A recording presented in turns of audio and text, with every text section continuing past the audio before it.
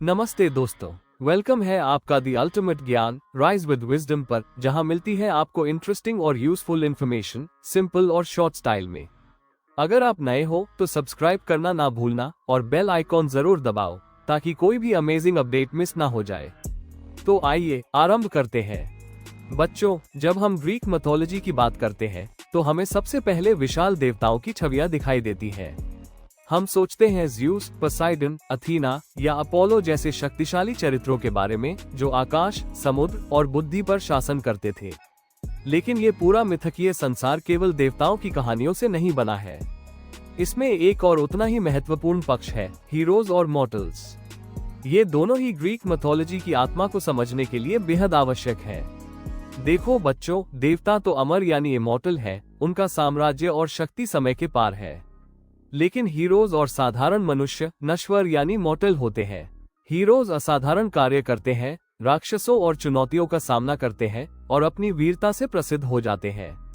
वहीं साधारण मनुष्य अपनी गलतियों, इच्छाओं और त्रासदियों के माध्यम से हमें सिखाते हैं कि जीवन कैसा है और किस तरह मानव स्वभाव हमें गिरा भी सकता है और आगे भी बढ़ा सकता है। प्रिय विद्यार्थियों, हीरोज ग्रीक पौराणिक कथाओं के सबसे रोमांचक पात्र हैं। उनकी कहानियां हमें रोमांच से भर देती हैं और साथ ही जीवन का गहरा दर्शन भी देती हैं। अधिकांश हीरोज डेमीगॉड्स होते थे, यानी आधे देव और आधे मनुष्य।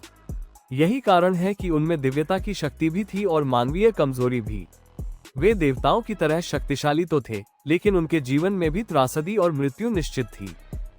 Major Greek heroes. सबसे पहले आइए बात करें हेरक्लीस की, जिसे हम हरक्यूलस के नाम से भी जानते हैं। ये ग्रीक हीरोज का सबसे चमकदार सितारा है। उसका जन्म ज़्यूस और एक मानव स्त्री एल्क्मीन से हुआ। हेरक्लीस ने अपने जीवन में 12 लेबर्स पूरे किए। यह ऐसे कार्य थे जो असंभव माने जाते थे। उसने नेमियन लायन को मारा, हाइड्रा को हराया और सर्बरस जैसे भयावह राक्षसों का सामना किया। लेकिन बच्चों, ध्यान दो, उसकी महान शक्ति ही उसकी त्रासदी भी बनी। क्रोध और असंयम के कारण उसने अपने ही परिवार को मार दिया और फिर प्रायश्चित के लिए इन कठिन कार्यों को करना पड़ा। ये हमें सिखाता है कि शक्ति बिना संयम के विनाश ला सकती है। अब बात करें पर्सियस की। यह वह नायक यानी हीरो था जिसने मेड्यूसा को पराजित किया। वो राक्षसी स्त्री जिसके बाल सर्पों जैसे थे और जिसकी आंखों में देखने वाला पत्थर बन जाता था। पर्सियस ने बुद्धिमत्ता और डिवाइन सहायता से ये कार्य पूरा किया। देवताओं ने उसे विशेष हथियार और ढाल दी। पर्सियस हमें ये शिक्षा देता है कि केवल शारीरिक शक्ति ही नहीं, बल्कि इंटेलिजेंस और सही सहयोग भी सफलता दिलाते हैं। अब हम आते हैं थीसियस पर। एथेंस का ये नायक सबसे प्रसिद्ध इसलिए हुआ क्योंकि उसने माइनोटॉर को मारा। यह आधा आदमी और आधा सांड का राक्षस था जो एक भूल भुलैया में रहता था। हर साल एथेंस को अपने युवाओं को बलि स्वरूप वहां भेजना पड़ता था। थीसियस ने एरियाडनी नाम की राजकुमारी की मदद से उस राक्षस को मारा। एरियाडनी ने उसे धागे की गेंद दी जिससे वो भूल भुलैया से बाहर निकल सका, लेकिन बाद में उसने एरियाडनी को छोड़ दिया। दिस शोज की नायक भी पूरी तरह से पवित्र नहीं होते, उनमें भी मानवीय दोष होते हैं। अब सुनो अकिलीस की दास्तान, जो ट्रोजन वॉर का सबसे महान योद्धा था।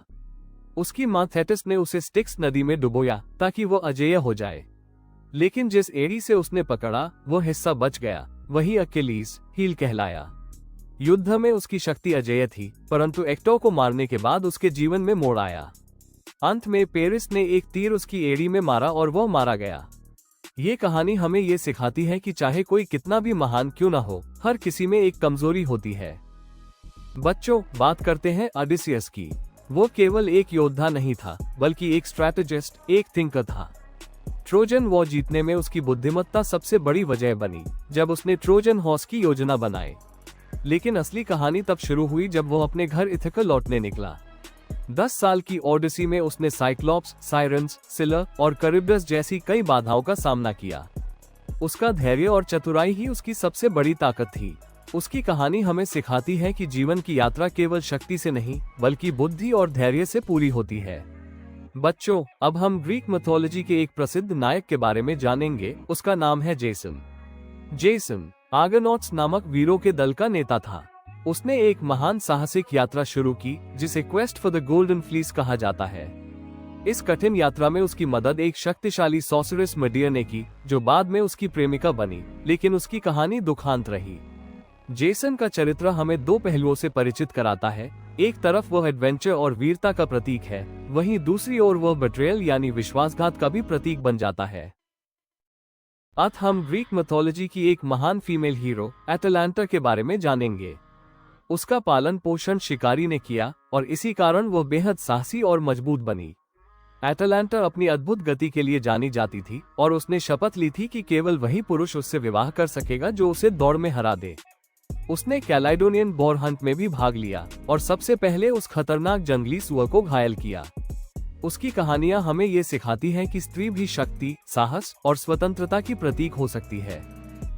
बच्चों, जब हम ग्रीक मिथोलॉजी की बात करते हैं तो हमारी कल्पना में सबसे पहले देवता और वीर नायक आते हैं। लेकिन याद रखो, इन कथाओं में सिर्फ देवताओं और नायकों की कहानियां ही नहीं थीं। इसमें साधारण मनुष्यों यानी मॉर्टल्स की कहानियां भी उतनी ही महत्वपूर्ण हैं। ये मॉर्टल्स न तो हमेशा शक्तिशाली थे, न ही हमेशा वीर, पर उनकी कहानियां हमें गहरी शिक्षाएं देती हैं जीवन के बारे में, कमजोरियों के बारे में और नियति के बारे में। मॉर्टल्स। किंग माइडस, एक राजा जिसने लालच में आकर देवता डायनाइसस से वरदान मांगा कि जो भी वो छुए वो सोना बन जाए। शुरुआत में यह वरदान उसे अद्भुत लगा, लेकिन धीरे धीरे यह उसके लिए अभिशाप बन गया। उसका खाना, उसका परिवार सब सोने में बदल गया। ये कहानी हमें बताती है कि लालच अंततः विनाश का कारण बनता है। इकरस और उसके पिता ने मोम के पंख बनाए ताकि वे आकाश में उड़ सके, लेकिन इकरस ने अपने पिता की बात नहीं मानी और सूर्य के बहुत पास चला गया। गर्मी से उसके पंख पिघल गए और वो समुद्र में गिरकर मर गया। ये हमें ये सिखाता है कि प्राइड और डिसोबीडियंस यानी अहंकार और अवज्ञा हमेशा पतन की ओर ले जाते हैं। पिग्मेलियन, यह एक मूर्तिकार था जिसने अपनी ही बनाई हुई प्रतिमा से प्रेम कर लिया। उसकी सच्ची भावना देखकर देवी एफ्रोडाइटी ने उस प्रतिमा को जीवित कर दिया। ये कहानी प्रेम और कला की शक्ति को दर्शाती है। पैंडोरा, ग्रीक कथाओं में पहली स्त्री जिसे देवताओं ने बनाया। उसे एक पात्र दिया गया और चेतावनी दी गई कि इसे मत खोलना, लेकिन जिज्ञासा में उसने उसे खोल दिया और सारी बुराइयां दुनिया में फैल गईं। केवल होप अंदर रह गई। ये हमें सिखाती है कि सबसे कठिन समय में भी आशा कभी खत्म नहीं होती। ईडिपस, यह वो राजा था जिसने भाग्य से बचने की बहुत कोशिश की।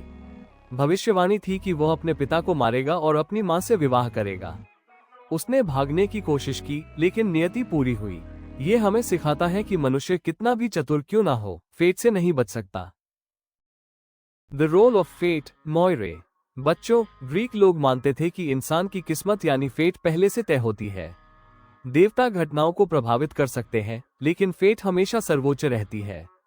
यहाँ तक कि महान नायक और शक्तिशाली राजा भी नियति के आगे झुकते थे।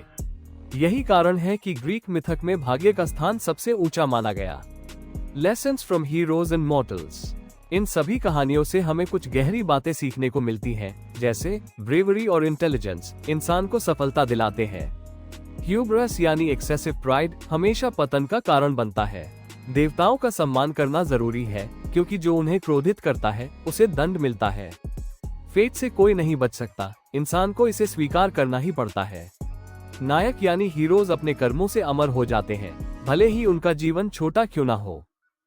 तो बच्चों, ग्रीक मिथोलॉजी हमें ये दिखाती है कि देवता आकाश पर शासन करते थे, लेकिन हीरोज और मॉर्टल्स ने मानव आत्मा का प्रतिनिधित्व किया। हीरोज साहस और संघर्ष के प्रतीक बने, जबकि साधारण मॉर्टल्स ने अपनी कमजोरियों, जिज्ञासा और गलतियों के माध्यम से जीवन के सत्य सिखाए। इन सब कहानियों का संदेश ये है कि मनुष्य को अपने प्रयासों पर भरोसा करना चाहिए, लेकिन साथ ही देवत्व और नियति को भी स्वीकार करना चाहिए। यही संतुलन ग्रीक संस्कृति और उनकी पौराणिक कथाओं का मूल आधार है। Thank you.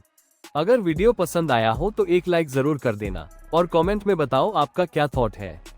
चैनल को सब्सक्राइब करो और शेयर करो अपने दोस्तों के साथ। नॉलेज बढ़ाओ फन के साथ।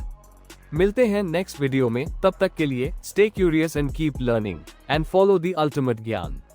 Rise with wisdom.